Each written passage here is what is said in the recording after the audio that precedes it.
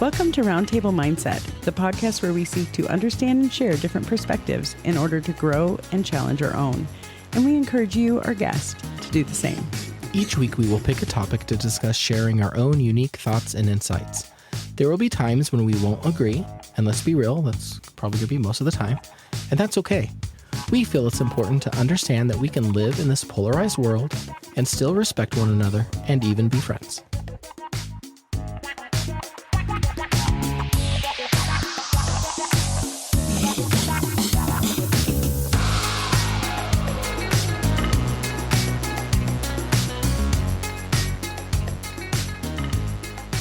Well, hello and welcome back to Roundtable Mindset. This is Jamie. And I'm Malin. And we're here for this might be my favorite episode of Roundtable Mindset today. I'm excited for this one. That's a tall order. I think there's been some pretty good episodes.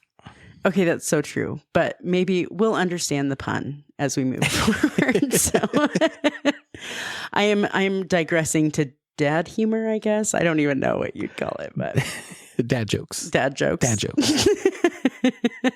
Bad dad jokes. Anyway, how have you been? It's February and we're getting closer to spring, which I know is your favorite. Oh, I know. March 1st to me. So again, I have this weird internal calendar. Life is terrible from January 1st to February 28th. So we have an extra day of February to get through. So misery, yeah. So March 1st, and it defies logic. So people try to reason with me before, and there's no point. I don't care if it's 29 degrees, 70 degrees, negative 10 degrees, 5 feet of snow on the ground, or no snow on the ground. Once March 1st happens, all cares and concern for winter evaporate for me. Like it doesn't even exist. Oh.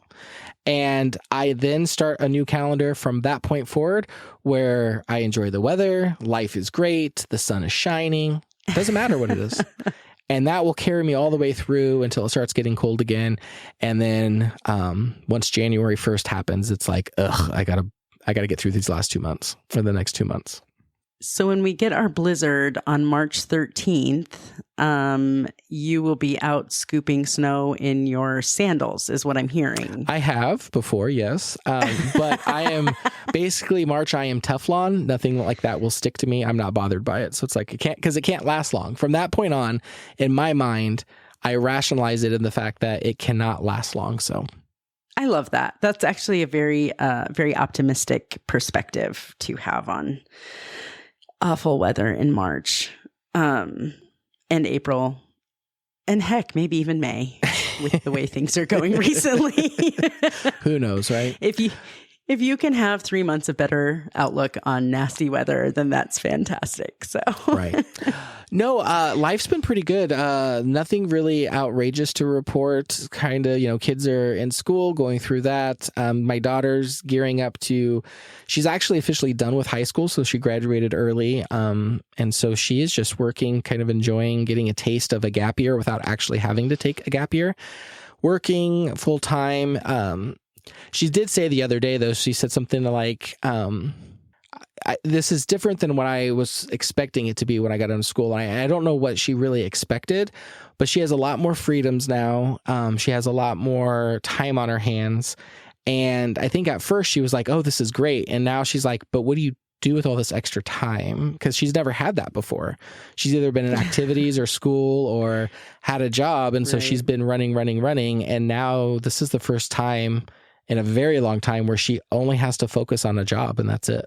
Yeah, well, and I suppose if you graduate early, the reality is that several of your friends are still in school. So I'm sure that adds to the what am I going to do with my time thing. But yeah, that's I don't know that I ever feel like I'm dripping in extra time. So maybe it's like starting that new job when you don't have a ton of job responsibilities yet and you're like chomping at the bit and everybody is just saying, enjoy it while it lasts. Maybe we just need to help her just breathe and enjoy this because it won't last forever. Oh, and that's what we remind her. And so I think she's putting a list together of all the places she wants to travel to before she has to go off to college in the fall. So I think she has a couple trips planned. I know she's wanting to go up to Minneapolis for the Mall of America at some point. She would love to go visit New York and take a tour through, the Big Apple. There's some places down south that she'd like to travel to. So I think she's putting a list together. I doubt that she'll get to go to all of those, but maybe she can pick her top one or two. And we're encouraging her, get out there and see what you can, why you can. Because like you said, it's not going to last forever. And life has a tendency of moving at a pace that we're not prepared for. And before long, those opportunities are in your rearview mirror. For sure. That's awesome.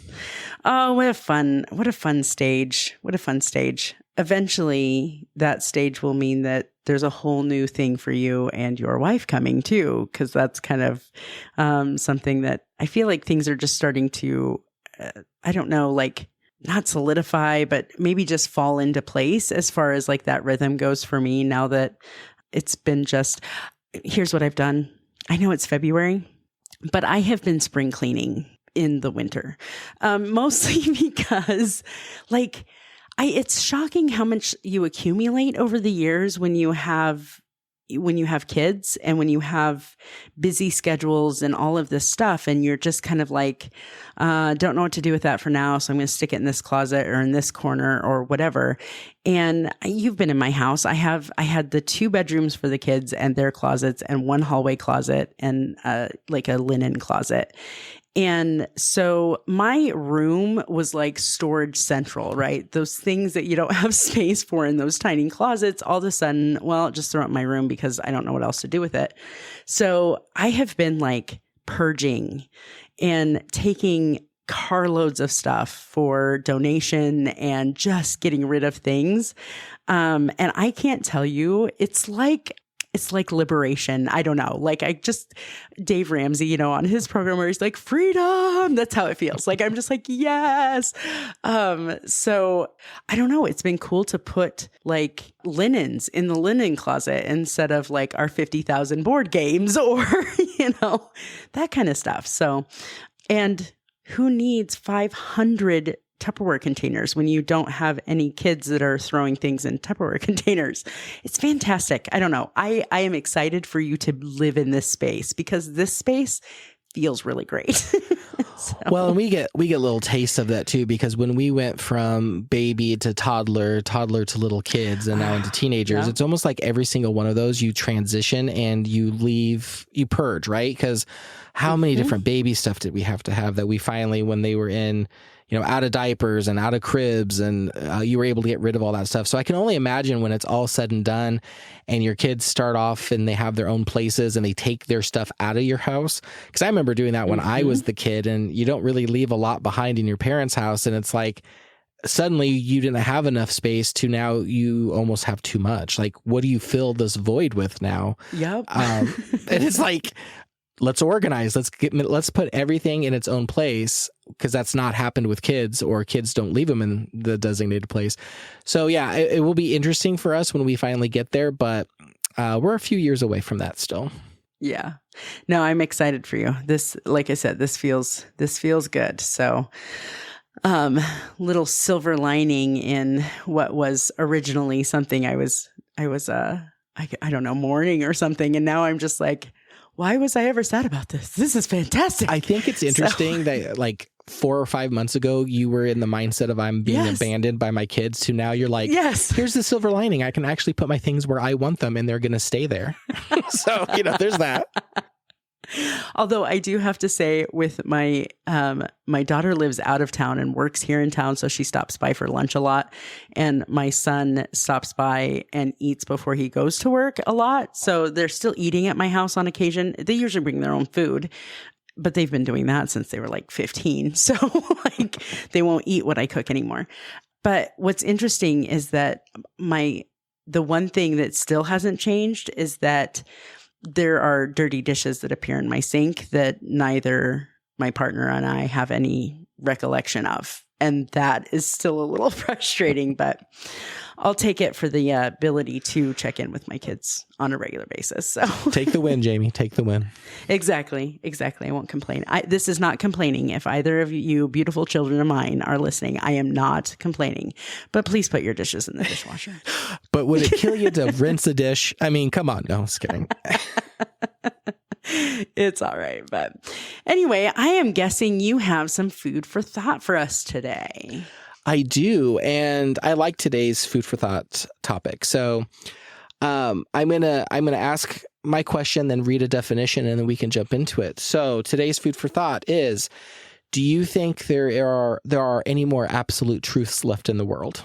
And before we get going into the discussion, I am going to read a definition that I found of absolute truth, just so we can kind of have some context for us before we start having our discussion. So in general, absolute truth is whatever is always valid, regardless of parameters or context. The absolute in the term connotates one or more of a quality of truth that cannot be exceeded, complete truth, unvarying, and permanent truth. So that's what we're talking about when we say absolute truths. Well, I'm glad the definition, because I do think that my thought has changed just based on that. Because I was like, I'm not one that thinks about absolute truths anyway, because I feel like for me, so much of what is true is based and rooted in our experiences and our perception. So what might feel like an absolute truth for you is not necessarily an absolute truth for me, if that makes sense. So I was like, I didn't like the premise. The premise of the question was like, I'm not even going there, right? Well, and you just touched on the whole reason for the question is that there's a lot of people in society that they, you hear all the time, they live their truth, right? They're living their truth. And, back again, when we were kids, there were a lot more, I think, absolute truths that people they didn't maybe agree with them. Maybe they did agree with them, but it was just always understood like, this is just the truth. Like there's no other way of looking at it. There is no exception to it. This is just how it is. And as we're getting older and as, we're aging and the younger generation's coming up behind us, some of those truths that I thought, that I still hold true, right? That I still believe are absolute truths. I don't think you can call them absolute truths anymore because they don't fall into that definition. There are people that just do no longer believe that to be true. They don't look at those things as absolute truths. And that's where my question came from is, do we have anything left in the world, in our society, that we can all kind of recognize as an absolute truth? And I'll call them the North Star. Like everybody knows that these things are just true. I think you have to think bigger if you're going to go to absolute truths, right? For instance, is it an absolute truth that the sun is going to rise tomorrow? I would consider that an absolute truth. Is it an absolute truth that there will be an end of my life? Yes, I consider that an absolute truth. You know what I mean? Like some of those. I was going to say death is one of the greatest absolute truths we have, right? It doesn't matter. Yeah. Everyone's going to die. Right. Exactly. Completely agree. I think like the changing of the seasons is an absolute truth. The passage of time is an absolute truth. Those kind of things, I don't think those change. But I think as we evolve as people, there's a couple of things that I'm thinking of though when you're talking about that. I swear we could probably talk about this for the whole day. We can. So where I had to start, it's funny that you say you need to think bigger because it's a big question, right? So when you ask the question, what absolutes are left in the world? That's a big question. That's a lot to kind of take in and digest. So for me, I had to go the other direction. I had to go small. I had to go, okay, think of something very teeny tiny that is an absolute truth. It's stupid, but here's an example that I found, which I kind of like. A circle will not have square edges, and a square will not have rounded edges. Those are absolute truths. Okay. Because that goes against its own nature, right? A square is meant to have four corners, meant to have strong edges. A circle is not meant to have any real edge to it. So that would be an absolute truth. There's no debating it. And maybe there is. Maybe you're looking at me like, no, you're crazy. There's rounded. Like you could have. I'm trying to think. Literally, I'm not saying anything because I'm trying to think about how I could argue that. But is there a shape where there are corners, but maybe the edges bulge? Like the straight edges bulge? What would that shape be called? I think so. But then I think you leave the square space. Like when you think of just the square, it's the four corners and the circle is round. So to me, as much as I want to argue you, I can't think of a way to. So I'll go with your premise. So that's how I had to start thinking about this, just to get my head kind of going in that direction.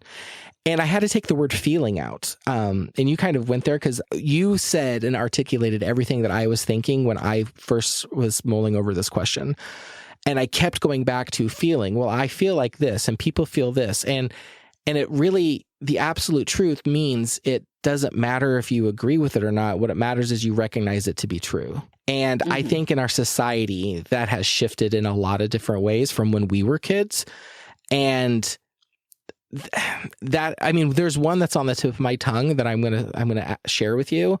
That's probably going to start us having more of a debate. But before I do that, I'm just curious on your initial thought. Do you have anything else to kind of lay out there with that question before we dive in a little deeper?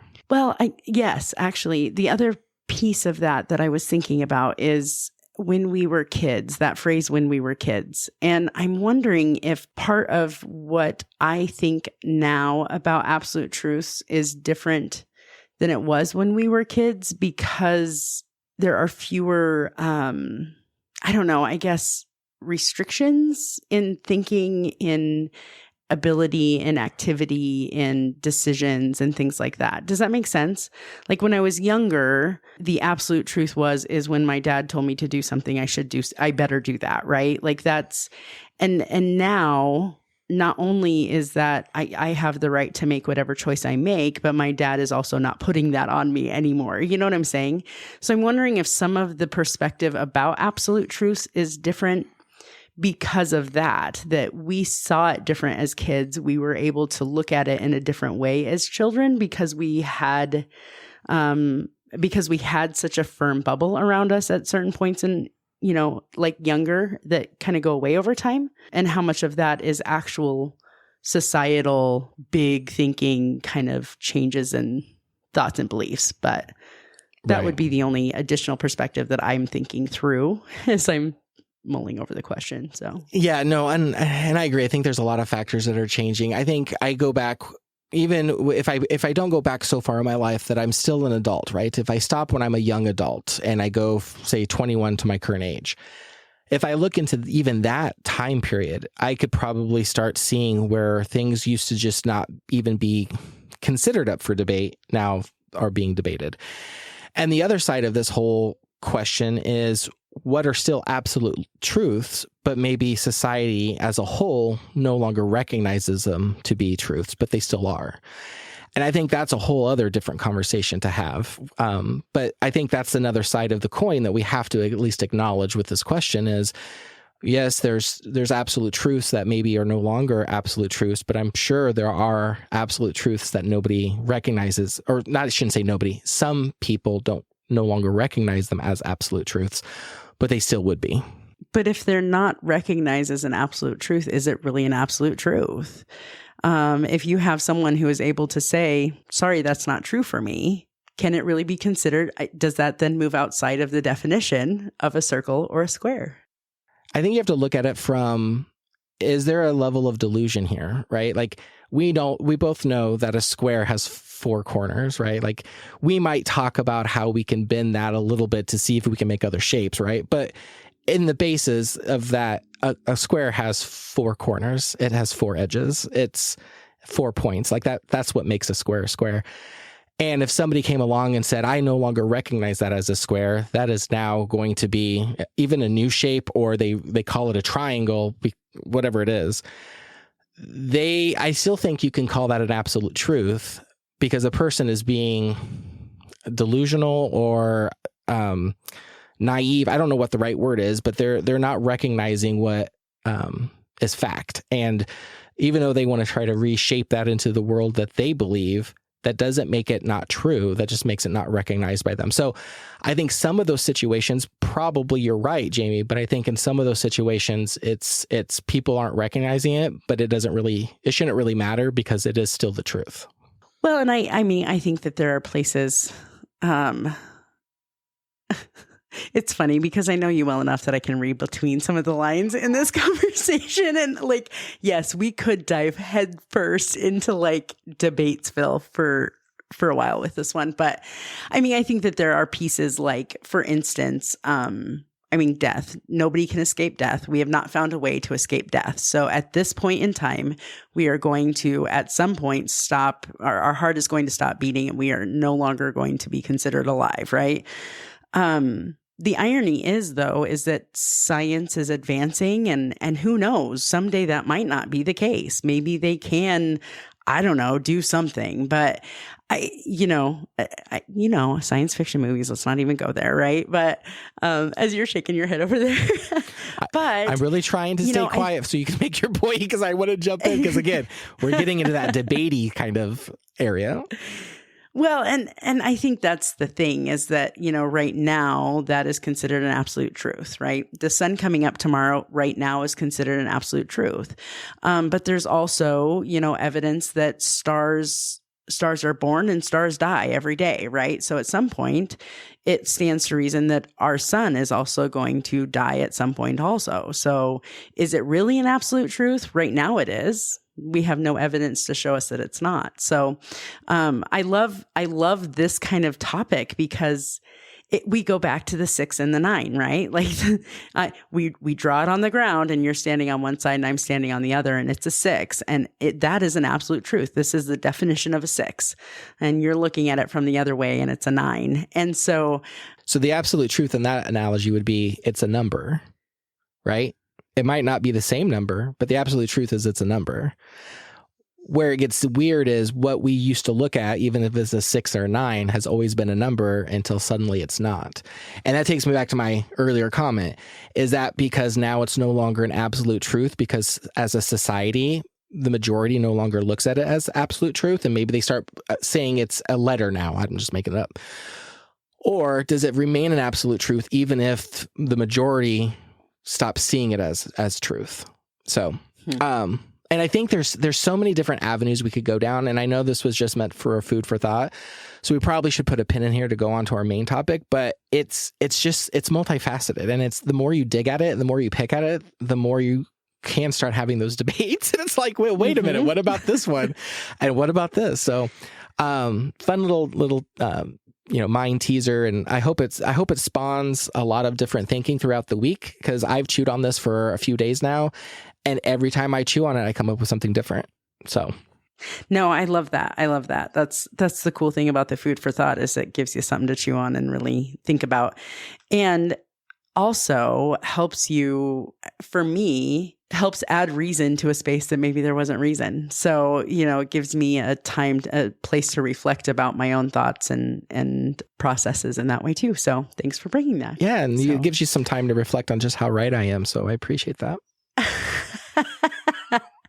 Oh, someday, Malin, maybe we will have the episode where Jamie just says, "Oh, for sure. You're right.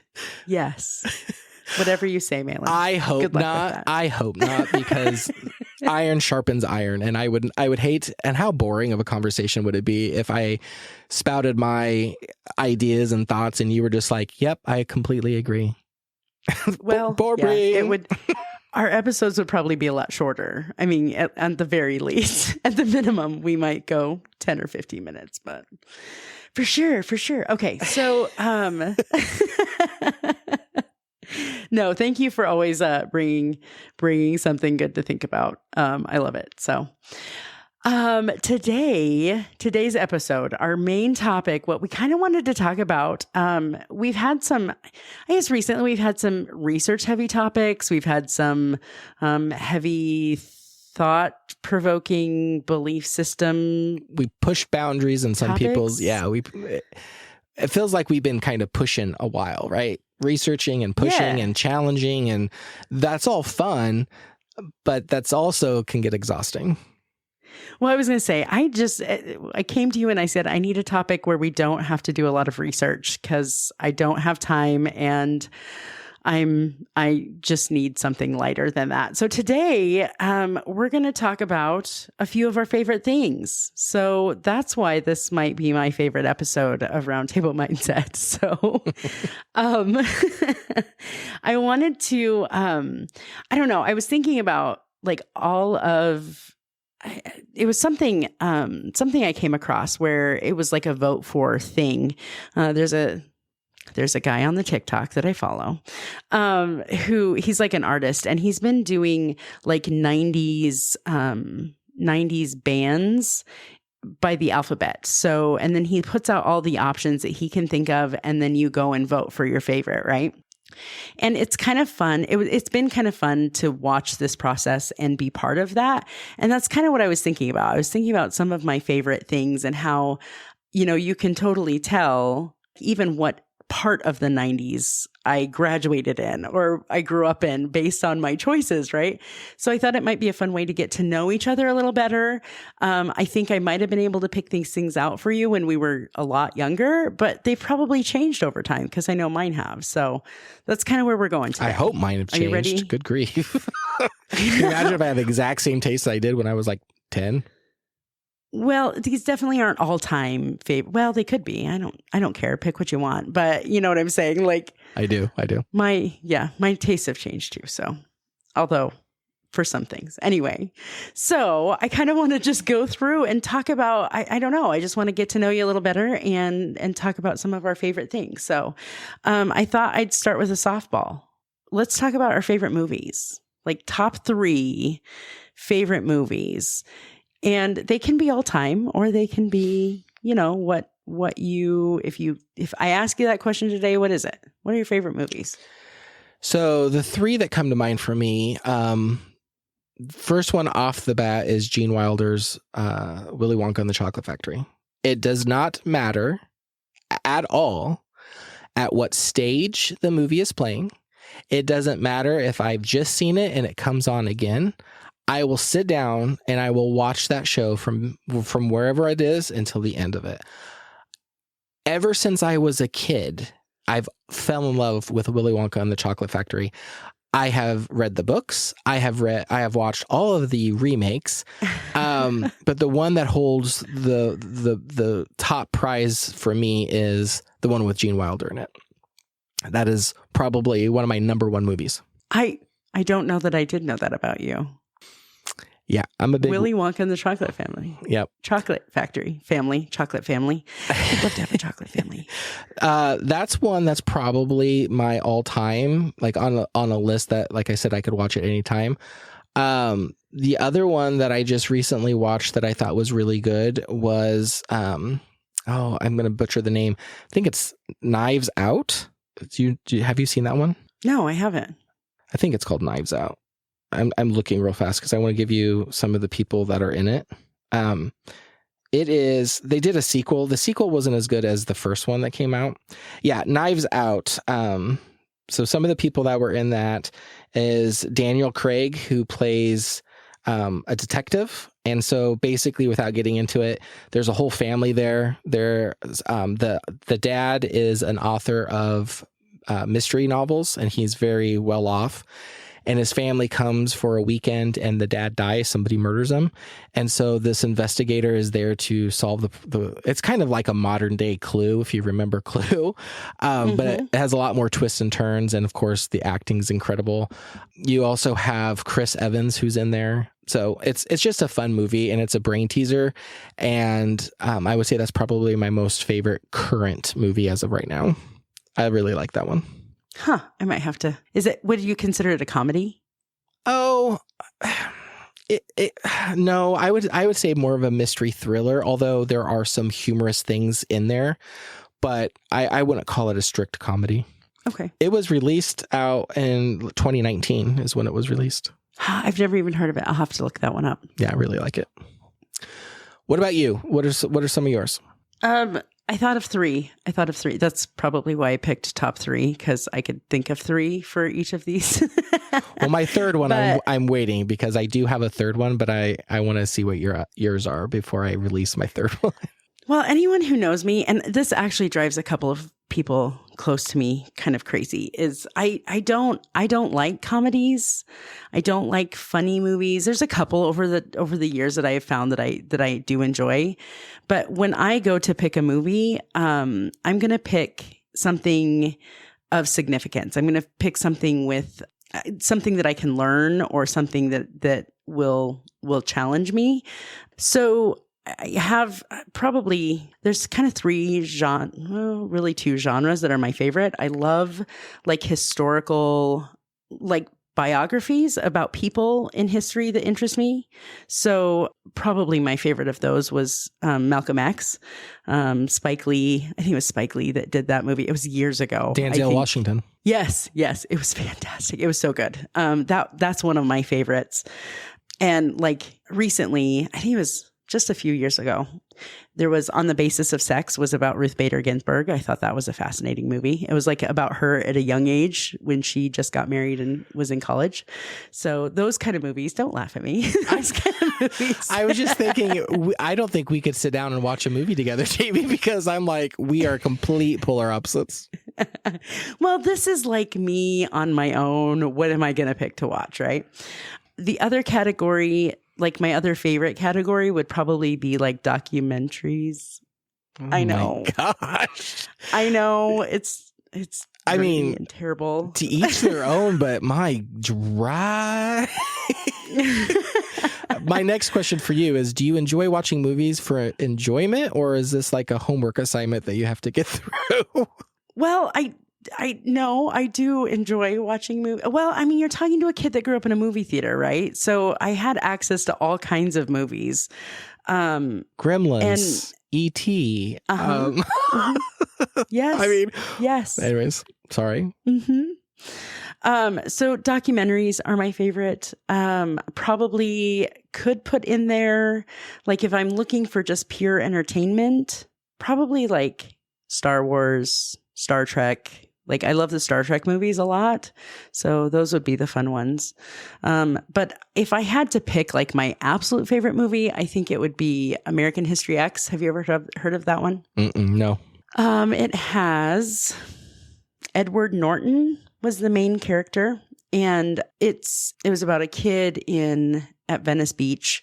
And it really was about like the skinhead movement and how this one character in particular kind of got into that movement, and then how he got out of that movement. It was just a really interesting, and Edward Norton, I love any Edward Norton movie. So it's fantastic. If you haven't seen that one, I highly recommend. It's probably like, I think it was made in the 90s, maybe. I don't remember for sure. It's older, but it's really good. So.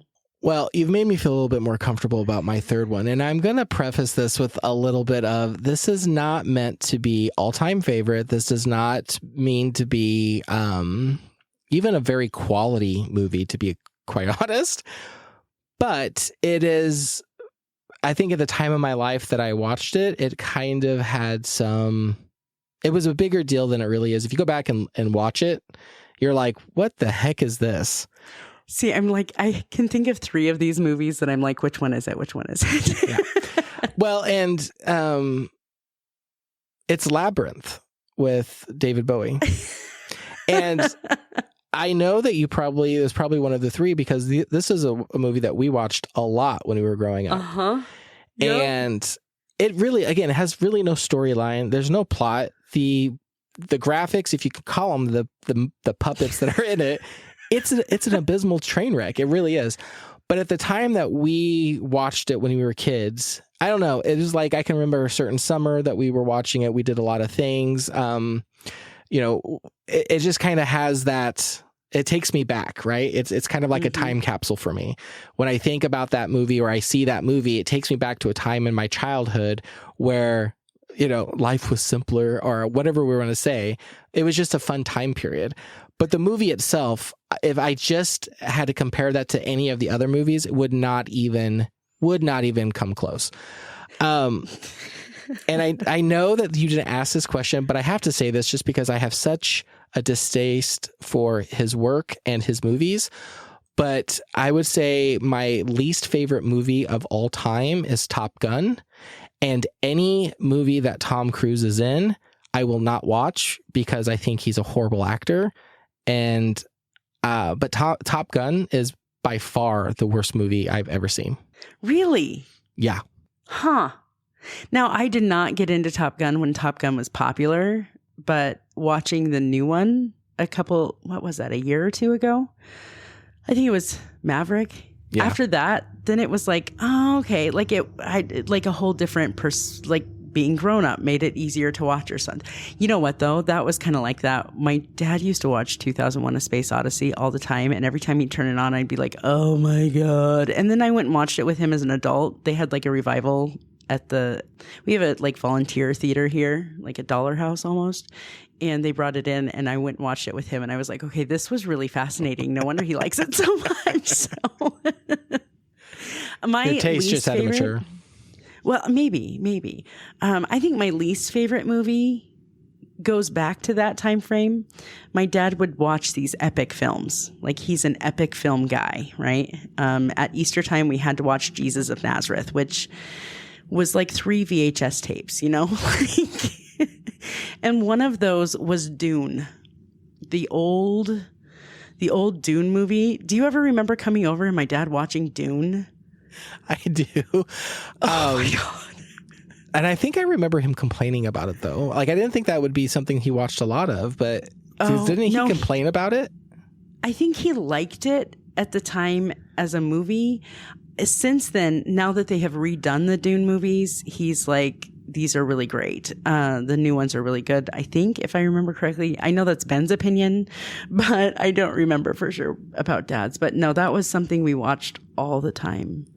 And that, of all of my dad's movies, that was my least favorite, Dune. Like the blue eye thing, it was the bad spice, acting. the spice. And the weird worm thing, I'm just over it. Like Tremors was way more fun than Dune if we're talking about massive worms that are going to jump out of the ground and eat us. So what's interesting to me is how movies, and I don't know if this is just because I grew up in a movie theater, right? This could be a perspective thing, but movies is one of those things that you can almost define stages of your life with, you know, like you talked about with Labyrinth. That was a time in our life, right? You fast forward to our early college years, and that was Titanic, right? Like all of the times that we saw that. But you can kind of start to connect movies to different times in life. And I think that's a really cool thing about movies. So, okay. So favorite movies. What about, and I think this one bleeds over for me because, probably because of my taste in movies, but I'm curious, like if you could pick 3 people or 3, historical figures or people living or not living, that inspire you or that you would love to have coffee with, or, you know, like are heroes to you, who would those 3 people be? And I'm gonna say, let's not use like my dad's my hero because we've already done that. So okay, let me think about this. So first one that comes to mind right off the bat is Moses from the Bible. So I would definitely need to have Moses there because of all the like incredible feats that he was able to do with the help of God. Like I would want a firsthand account of that. Like Moses, walk me through what happened. And plus the whole Egyptian a culture that I really liked is Egyptian culture. And so it'd be nice to have somebody there that would be able to tell me both sides of what was going on at that time period. So he would be on the list for this imaginary dinner party. The other one that I would want to have is I would want somebody that's going to be able to solve a mystery for me. So maybe I would have on there, I'm trying to think what his name is. I'm drawing a blank. Not Al Capone. He went missing like way back when, and nobody can find him. Jimmy Hoffa. I would have Jimmy Hoffa there. Thank you. I would want to know like what happened, what's going on, where, what, you know, did someone just take you in the back of a truck, knock you out, and then bury you alive, or what's the end of the story? And then my third one, again, kind of going through and trying to solve It's been in the news recently. I think they found Amelia Earhart's plane. I would probably invite her just to say, again, I like to know what's going on. I like when puzzle pieces fit together, and I don't like mysteries that are left unanswered. So I probably would invite her and have a similar conversation.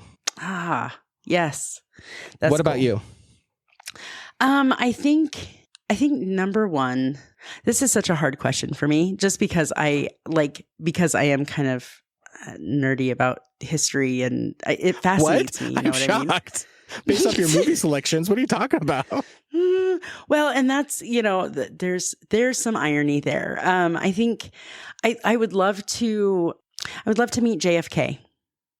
I don't know what it is. Yeah, I don't know what it is about JFK, but I think it's because he died in my birth month. Like from the time I was little, I'm like, felt some connection or some weird thing like that, So it's always, the story has always fascinated me, and his family has always fascinated me. So I would love to meet JFK. I think another one would probably be, Malcolm X for sure. I would love to meet Malcolm X, and I have questions. Like I would just love to soak in and understand. Because he's from my home state. Like he was born in my home state, and so there's that connection too. I think the last one would probably be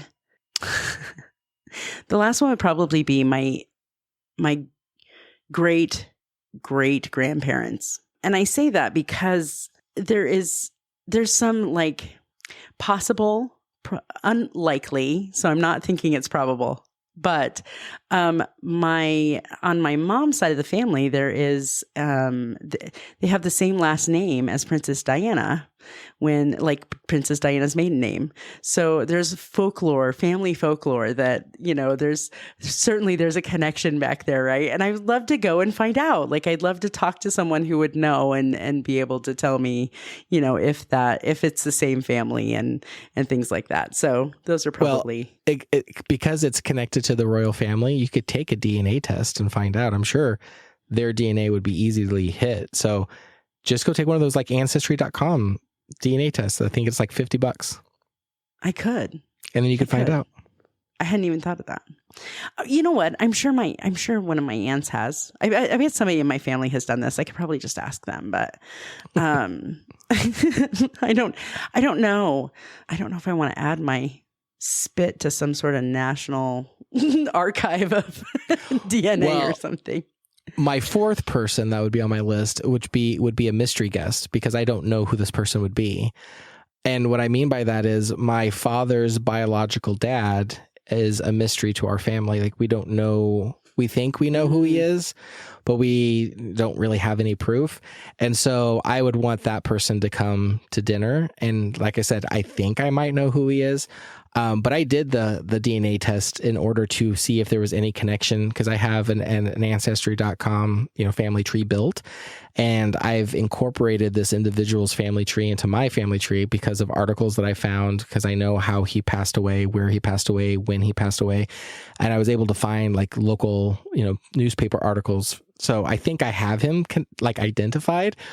But the DNA results did not hit on, although I'm still going through the data. So I haven't found a connection yet through DNA. So I could be wrong. So I think number 4 for me would be whoever my father's biological dad. I'd like to invite them to dinner. But can you talk about an awkward dinner party if those 4 people showed up and it was just me? It's like, talk amongst yourselves. I don't know how you would, but okay. Yeah. Well, I guess if we're going for a fourth, one of the times in history that is the most fascinating to me is like the women's lib movement, and all of the things that happened in that time frame between like the 50s and the 70s, and it's fascinating to me. Like the first, I think the first governor in my state, the first female governor in my state was in the 80s, and to meet some of those pillars of a big movement that has impacted me a lot in my life. I would love to go to a convention with all of them or something. That would be kind of cool. So I don't have just 3. See, there's lots of people because I'm cool like that. So, what about, this one's, I'm excited about this one. What what podcast, like what are your favorite podcasts, or which ones do you listen to regularly, and what podcast kind of inspired you to become a podcaster? So my favorite and the only one I ever listened to is Roundtable Mindset. That's the only one that I ever, and it's the best one out there. Yeah, that was an easy question, huh? I'm not above selfishly plugging our own show. Okay. So I listen to a lot. I like a lot of true crime, a lot of paranormal. We had one of my podcasts I listened to come on as a guest. I don't know if you do, Jamie. You remember Stephanie from Weirdsdale. So I listened to that one. There is Haunted Roads that I listen to right now, where you might like this because they add a little bit of history to what's going on in the area, and then they get into the haunting. So it's not just, hey, I'm going to this location, here's the MVPs, here's all of the evidence, and then we'll move on to the next one. You actually get to understand what could be feeding into all this activity. You get to know the environment, the people, maybe even the types of ghosts that are there. So I kind of like that because it gives a well-rounded. But my third one, and the one that got me interested in doing podcasting, and I've been listening to it for years now, is Crime Junkie. So before then I listened to Serial, and I listened to What About Pam was another one. I just listened to a variety of different podcasts, and a lot of them stayed within the true crime area. And then I found Crime Junkie, and I kind of latched onto that. But listening to them and how they progressed and the audience they were reaching and touching and helping, it really kind of added fuel to the fire of, I want to do something similar. I want to be able to have a podcast and a message and bring something that's not normally available to a large group of people. And so that's kind of what's kind of, charged my batteries to say, hey, let's do a podcast. Let's do something different that's maybe not out there. So yeah, that's it for me. What about for you?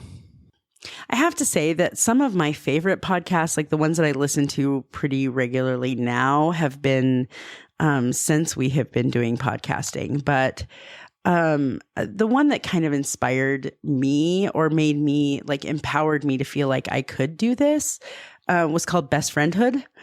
I know the people that made that one. Like, I've known them for a while, and what I loved about it was I don't know that they're making a regular episode anymore. I think they're just recording as they're able to, but it was two best friends and best friends for a long, long time, and all of the reasons that friendship is important and relationships and things like that, and so it was kind of fun to hear someone that I knew that was able to do that. My dad also does a lot of podcasting, but he doesn't do podcasts that, like, it's a different style than I listen to. So, I listen to them sometimes, but not as regularly. So yeah, there was that. I also, probably one of my favorites, it's a podcast called Maintenance Phase. Have I ever told you about that one? No, I've never heard of that before. Maintenance Phase is like, it's about like diet culture, and like kind of talking about all of the fads and the trends and what that's been over time and some of the misinformation that comes around it, and just raising awareness about like how, some of that is based on like not science and untruths and things like that. So it's an interesting one to me, just because I've been so aware of diet culture for most of my life. So that's interesting to me. And then one of my more recent favorites too is called It's Being. And there's only a couple of seasons of that one, I guess. So it's not like I listened to both of the seasons that they have, and I don't know that they're producing anymore. But the first season was like being trans, and the second season was being golden. And it's almost like a reality show in podcast form, which was interesting to me. You get to know people's voices, and then you follow their story. And I loved that, in that it brings a different perspective and helped me see things in a way that I hadn't thought of, because I don't I don't live that life. So those are probably my top three. I will tell you though, one thing that I've loved about doing this is being exposed to new podcasts. So I have become a big fan of Weird Stale. Love Weird Stale. And Touched Out, Matt, from our friend from Australia that came on our show. His is really good too. Yeah, I love his podcast a lot. So it's been kind of fun to venture out and find some new podcasts through the people that we're talking about. So sorry. I was listening and I was thinking through all the stuff you were saying. My library has actually grown considerably because we've met a lot of really great people, and we're getting, in addition to our listener base and having that community kind of start up, it's been surprising for me that there's been this podcasting community that's also joined. So yeah, meeting a lot of really cool people and hearing a lot of different shows and my catalog or my library has really benefited from that, because again, I had like two different styles that I was listening to, and now I found fictional series that are on podcasts. So Desert Skies is one that I just recently found that I really kind of like, and it tells a story, and you kind of just get lost in it. It's almost like an audiobook but in podcast form. So there's a whole, and I before podcasting, I don't think I would have come across that. I don't think I would have been looking for it. So it's really kind of helped in that regard too. Well, and I love what I love about this medium so much is that it really does get you have an opportunity to really expand your horizons, expand your perspective a little bit and hear from people that you may not have an opportunity to hear from otherwise. And so I love the medium. And I love being forced to step outside of my normal preference in podcasts. I don't know that I typically would have picked up Weird Stale. It wouldn't have been something that would have grabbed my attention. So it's a cool medium. Love it. So as we wrap up here, I think we have time for one more. So I would like to know what is, if you could go back and really think about the highs and the lows, right? The best times and the worst times. I'm curious what you would call your best days ever. But again, we're going to keep the rules of we can't pick those obvious things that everybody says, like the day I married my wife or the day my first child was born. What are your best days ever? If you could go back and really, in your slideshow, what days would those be? Well, there's a lot that are wrapped up into those categories that you just mentioned. So if I have to omit from there, the first thing that comes to my mind is I'm a kid and it's Christmas time, and I just got the He-Man Castle Grayskull as a present. That moment right there was so profound for me because it was a time in my life that I was starting to recognize. I was a little kid, but I was recognizing that, we didn't really have a lot of money. You put your wish list on there for what you want for Christmas, and you always hope, and you always think, yes, I'm going to get that. At the time, it was way expensive. Like, it was the most expensive thing that was on my list. And I remember we always opened up our Christmas presents, and Santa always dropped off presents. We would go out and do Christmas light looking, and it never failed that we would leave and the house would look fine, and we'd come home and Christmas trees would be on, the snacks for Santa would be eaten, the reindeer food would be gone, and all of our gifts would be under the tree, and the gifts from Santa would be there.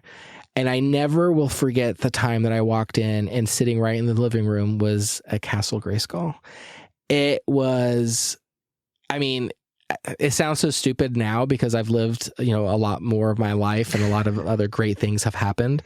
But that's one of the first things that really triggered in my brain as this was awesome. This was when magic really became real in my eyes, like Christmas magic.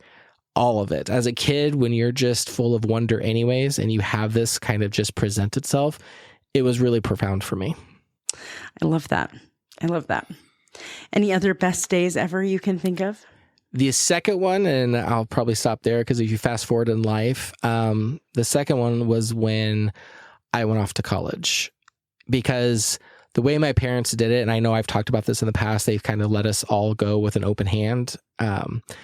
it really felt like I was starting my life. And I was finally in the driver's seat and could do whatever I wanted to do. And it was scary, and the world seemed a little bit bigger that day, and I was a little bit more on my own, but it was mine. And I knew it from that moment, whatever I decided to do was what I was going to do, and how I was going to like lead my life and where I was going to go was all based on my decisions and nobody else's. It was terrifying. It was exhilarating. It was elation. It was all these things that I never really would have thought I would be feeling at the time. But the most, forward emotion for me was it was excitement and joy and happiness, because like I said, I knew this was the start of my life and what I wanted to do. So that would be my number 2. I promise I'm not piggybacking, or doing copy, but mine was a Christmas too. And it was a Santa gift. It was something I'd asked Santa for. I don't remember what it was in the night. No, it would have been, I don't remember, maybe early 90s. Do you remember the animator? It was like an Etch-a-Sketch that was battery, like motorized. Oh, with the light? Did it have the light on there? Yeah. Yeah. I think I remember you playing with that. Oh my gosh. It was all over the commercials. It was the most popular toy. It was totally the Tickle Me Elmo of that year for me, right? And I wanted one so bad. So I asked Santa for it and did not get it. And I was devastated, absolutely devastated. But that was the year that I learned about the limitations of my parents' income, that, we only have so much, and we have all these other things. It was kind of that same thing, that awareness of, that resources can be finite and we have to make hard choices sometimes. And that's kind of the first year that I started becoming aware of that. Right. The next year. Okay, go ahead. I was going to say, but I thought I remember you playing with it. Well, this is also, I believe, the year that I learned about Santa, right? That I really learned about who Santa is and what Santa does and things like this. So, the next year I asked again from Santa for an animator, and I got the animator. And it was, I'm sure, a year later, the price had come down, right? So it was probably a little more manageable. But I will never forget. And as a matter of fact, my mother took a picture of me opening the animator. And I can look back at that picture and it's like I can feel that joy in that moment. And even though I had learned a little bit more about Santa and who he is and how he works, it still felt magical. It came in the Santa Claus wrapping, and I knew how it got in the Santa Claus wrapping, and it still was like this moment where I understood that Christmas is magical regardless, that you really can make magic happen when there isn't any. So it's funny that it's a Christmas memory for you too, because that is one of the best days ever. I think the other one, if I had to scour, and of course there's tons, and I will use like adoption day as the day my children were born, kind of an idea, right? I won't use that as one of mine, although that is definitely a thing. I think the day that I moved into my apartment, just me and my kids, is probably another of the best days ever. It took a long time to get to that space. I was living in my friend's basement for, I think, 3 months during that time as we were waiting to get into our apartment. And that day I felt so empowered that day. I felt the ability to create exactly the environment that my kids and I needed. And it was like, I don't want to say it was like freedom, but it was like self-determination. It was this moment of empowerment and self-determination that I think has really impacted me moving forward. So that was a big one. And then I think the other best day ever is probably the day that I that I became like an administrator at my job. I worked really, really hard in my work and dedicated a lot to the agency that I work for. And so the day that I was asked to take that position was felt really good. It felt good to be seen in that way, and to see that someone could see those qualities in me and believed in me to be able to do that. So that was probably the other best day ever. So yeah, that's cool. Yeah. Well, this has been fun, and I don't know that I knew about your Christmas story before. It was pretty amazing. I mean, even to this day, I was like, people ask me icebreakers at work. They're like, "What's your favorite present you've ever received?" And I, without hesitation, it's a He-Man Castle Grayskull. That is amazing. Now you go and look at those things, and they're not super expensive, but they're like $80, and it's like, are they even worth $80? I mean, see, I was really hoping the best Christmas gift you ever got would be the Bart Simpson telephone that I got you that one year. Oh, I used that thing for a long time. I loved Bart Simpson. His eyes would be red when it lights up, and you have to his butt would flip down, and you have to talk into his butt. I love that phone. That was an awesome phone. I forgot about that phone, actually. That was a really good gift. I was so excited to get that for you. Anyway, circa 1992 or something. Now you're dating us, Jamie. Thanks a lot. Of course, my He-Man story probably dated me more than anything. Well, I mean, let's talk about an animator, right? Like, my kids were like, I remember my first iPod. So, it's a whole different world, my friend. But anyway, this has been fun. We should, I don't know if we'll do it again, but it was good. I enjoyed it. So thanks for traveling. It was so much fun. We're never going to do this again. No, I get your point. It was nice to kind of just breathe and relax a little bit and just talk about some stuff that's, I mean, not heavy, but to get to know you, to see you in a different light, or a light that I hadn't seen in a while. Like, I would never have guessed those movies for you ever, just because I look at movies as entertainment and you look at movies as homework. So that's that difference. I don't take notes. I just watch them several times. So it's good. No, that's funny. And I'm sorry, I'll watch a movie with Denzel Washington anytime. I'm just saying. So anyway, thank you all for joining us on the journey here today. And we'll see you again next week around the round table. Bye, everyone. Bye-bye.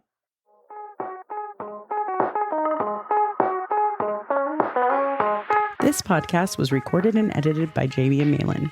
Music by Famous Cats. If you have a topic you'd like us to discuss, please email us at roundtablemindset@gmail.com. Text or call us at 402-819-8999, or join the conversation on Facebook at Roundtable Mindset Podcast. And never miss a new episode by making sure you like, subscribe, and share wherever you listen to podcasts. Thanks for being our guest today. See you next time at the Roundtable. And remember, your opinions and perspectives matter and are appreciated, but might not always be shared by others, and that's okay.